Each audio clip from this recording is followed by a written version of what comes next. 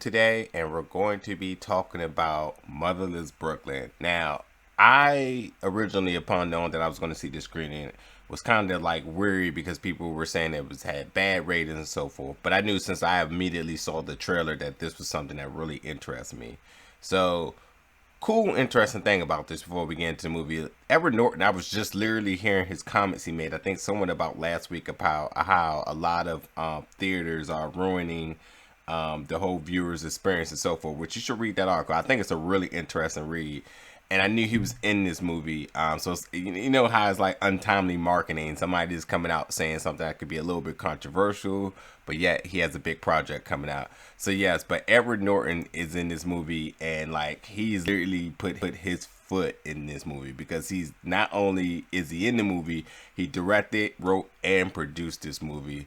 So, Motherless Brooklyn, it takes place in the 1950s in New York City, where we follow. First of all, this movie is star-studded with a very, very elaborate cast. You have, like I said, Edward Norton, you have Bruce Willis, Dallas Roberts, William Dafoe, Michael Kenneth Williams. Like, it goes on and on and on. There's a really good cast here and very stellar acting. And I'll just say my point about the acting right now, too. Although this movie is focused around Edward Norton's character and Lionel, and all these other characters that I named, they're really sub characters. So as good as their performances are, we don't get like a lot of them, but we do get enough that we can appreciate. But by all means, the acting is really, really good here.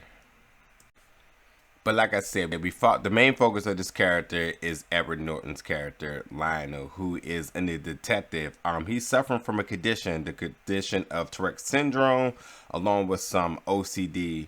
And although this is not, it's not a funny condition at all, because if you know anything about the condition, it causes people to sometimes have loud outbursts and uncontrollable move and joint functions and stuff like that, and twitching. He does a really superior job in portraying this character, to the point that it entertains the audience. And like I said, is the condition is it's not funny, but with him explaining what the condition is over and over throughout the movie, he does make it to the point that it's enjoyable and that the audience enjoyed it for sure. And then, it provided a comedic relief. But this movie is absolutely, if you are a big fan, taking place in the 1950s in New York City, like think about that tone back then. If you are a fan of like crime and like mystery and a good old like thriller, along with an amazing score with some original songs and everything, you're gonna absolutely love this. If you are a fan of like speakeasies and jazz clubs and so forth, like this is your jam 100%. Regardless of what the movie does, the score is absolutely amazing. Like I left the movie not only just appreciating the movie, but I had like a whole new vibe. Like it was just chill, subtle, and everything with a lot of good like the movie had a lot of good art. And when I say art, I mean by like some of the scenes were beautifully shot with the low light and contrast. But not only just that, just the old 90s, 50s New York art, murals that you've seen around and everything. It was good. And I really appreciate the 50s. The 50s had just so much identity to it with its attire. I love the old school cars, the music, the jazz and the blues, the soul of New York. New York was the place to be. It was the city that was ready to boom, and like they really captured the essence of it.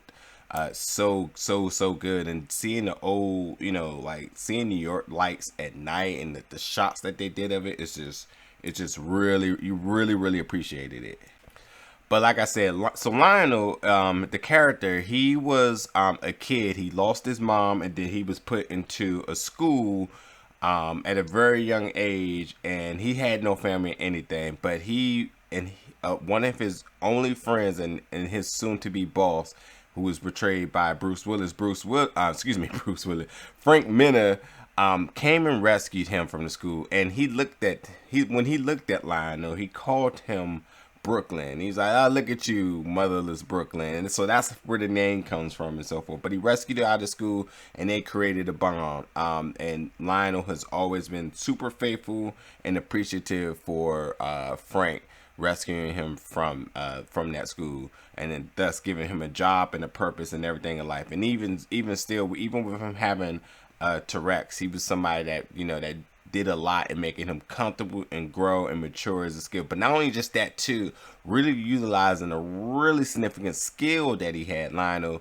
is super good with his memory. Like, this guy's memory is unheard of. And I'm just, to be honest, I'm super infatuated by people who have really good memory, because it's just like seeing how they're able to repicture or reaccount a whole different, like, a whole different event from start to beginnings, from point to point to point. I'm just super infatuated with it. So Lionel's character is really equipped with that skill, and it's super, super cool. But so, like I said, he worked for him. Lionel worked for Frank, and he's a detective, and they have their own business and so forth. But Frank asks him to do a job for him. He doesn't really understand what the job is.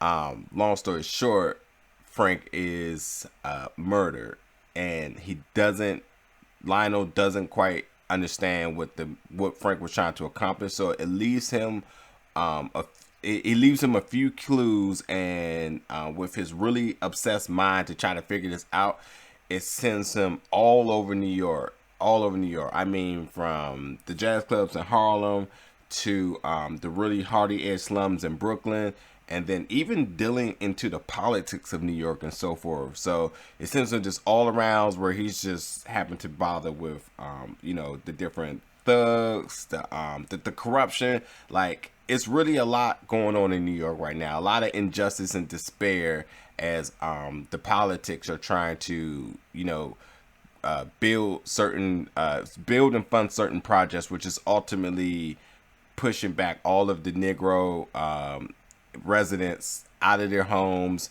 and not giving them a place to go. It's gentrification in this period is what's happening. So while all that's happening, he's trying to figure out what was Frank's involvement in this. Like, why was he intertwined in this? He had really no clue. So it was a good mystery for Lionel to try to figure out and put all the pieces together.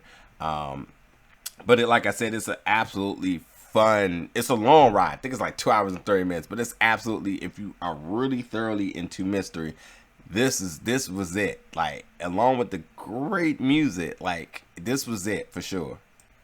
But I can't emphasize enough with Edward Norton's narration of this movie was really, really good.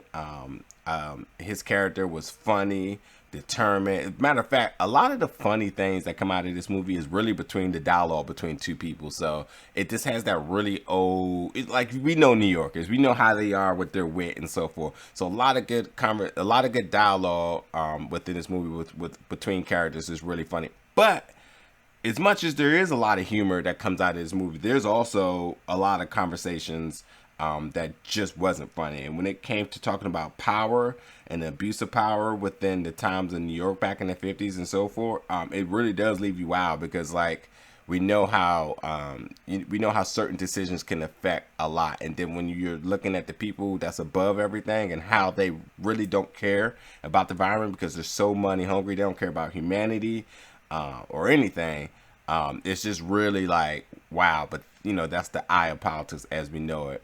But by all means, I really thoroughly enjoyed this movie. It's really just the mystery of Frank Minna and Lionel being able to try to figure out what happened to his good friend, his only friend, his mentor, his boss, everything. Sends him all around town, really getting a good glimpse of the culture in the culture, the hard times and so forth back in New York in the 1950s. You would thoroughly like it. And again, there's some beautiful shots. The music's amazing.